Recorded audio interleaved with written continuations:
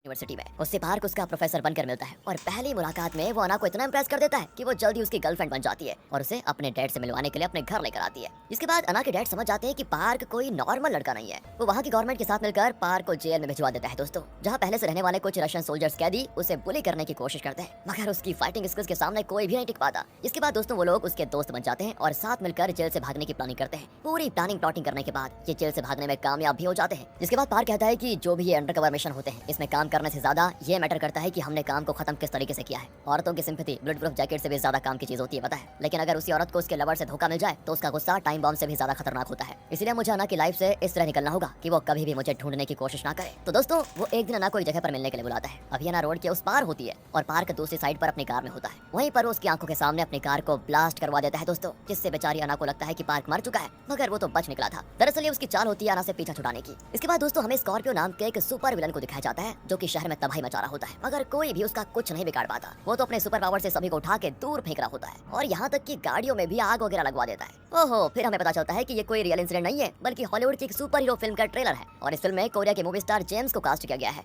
जो कि पहला कोरियन स्टार है हॉलीवुड की इतनी बड़ी फिल्म में काम करने वाला। इसलिए कोरिया की पब्लिक में उसका काफी क्रेज होता है और जेम्स अपनी इस कामयाबी का श्रेय अपने मैनेजर बेला को देता है दोस्तों, जिससे बेला खुशी के मारे फूली नहीं समाती और वो सबकी नजरों में छिपकर डांस करने लग जाती है क्योंकि उसको इतनी खुशी जो होती है।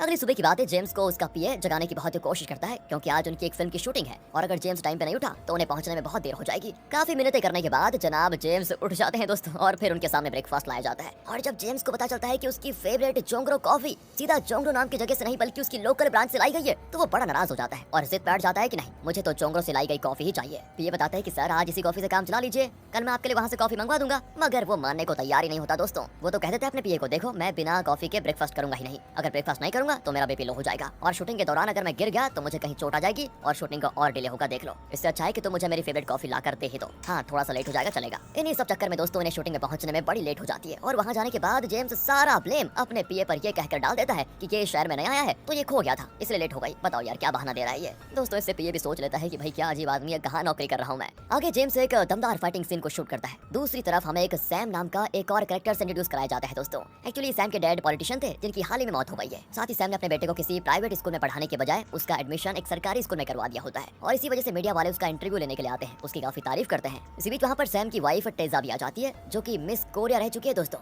उसे अच्छे से पता है कि मीडिया वालों को कैसे हैंडल किया जाता है। वो आते ही सैम के गले लग जाती है और स्माइल करते हुए कहती है कि सुनो, जब हमारा बेटा आए तो ज्यादा ओवर एक्टिंग करने की जरूरत नहीं है, उसे बस प्यार से गोद में उठा लेना। और दोस्तों सैम बिल्कुल ऐसा ही करता है जिससे पब्लिक में उसकी एक बहुत ही बढ़िया इमेज बन जाती है। अब रात की बात है, वो एक ओल्ड पॉलिटिशियन को अपने घर पे चाय पे बुलाता है। रात को चाय पे कोई बात नहीं और उनसे अपनी मर्जी से इलेक्शन से हट जाने को कह देता है क्योंकि अब सैम इलेक्शन लड़ने वाला है और वो नहीं चाहता कि उसका कोई स्ट्रॉन्ग कॉम्पिटिटर हो। मगर वो पॉलिटिशियन तो पीछे हटने का नाम ही नहीं लेता। तब सैम दोस्तों उन्हें क्या देता है पता होगा आपको, नोटों से भरा एक ब्रीफ केस खोलकर दिखाता है और कहता है कि अभी तो पैसों का लालच दे रहा हूँ, अगर आप नहीं माने तो मैं आपके बेटे की जान भी ले सकता हूँ। तो बताइए कौन सा ऑप्शन बढ़िया रहेगा आपके लिए। और मुझे अच्छे से पता है कि वो कहाँ भी रहती है आपकी बेटी, समझ गए, उसका किसके साथ उठना बैठना है, सारी डिटेल्स मुझे पता है। क्या था दोस्तों, बेटी के चक्कर में पॉलिटिशियन डर कर उसका पैसा एक्सेप्ट कर लेता है। तब वो कहता है कि अरे कैसे हो आप, आपको इतना नहीं पता कि आजकल घूस लेते वक्त लोग वीडियो बना लेते हैं। दरअसल दोस्तों उसने पहले से एक हिडन कैमरा लगा के रखा हुआ था। अब वो उसी वीडियो को दिखाकर पॉलिटिशियन को ब्लैकमेल करता है और बिना पैसे दिए उन्हें इलेक्शन लड़ने से रोक देता है। बताओ, पैसे भी गए, इलेक्शन भी गया। इसके बाद सीन वापस से पार्क पर शिफ्ट होता है दोस्तों। अरे पार्क को भूल तो नहीं गए आप, वो एक पार्क में होता है जहाँ पर एक लड़की बिल्कुल ब्लैक लैश ड्रेस पहनकर उसके सामने आती है और अपना टैटू दिखाती है। उसमें 0906 नंबर को पार्क नोटिस कर लेता है। फिर जब वो ड्रिंक करने के लिए अपनी बोतल उठाता है तो भी उसमें वो सेम नंबर दिखाई देता है दोस्तों। इतना ही नहीं, उसके होटल रूम के विंडो ग्लास पे भी 0906 लिखा हुआ होता है। इसी बीच वहाँ पर रूम सर्विस के लिए एक आदमी आता है जो कि NIS का एक एजेंट था। वो यहाँ पार्क को उसका अगला मिशन देने के लिए आया होता है। वो उसे एक टैब देते हुए कहता है कि सुनो,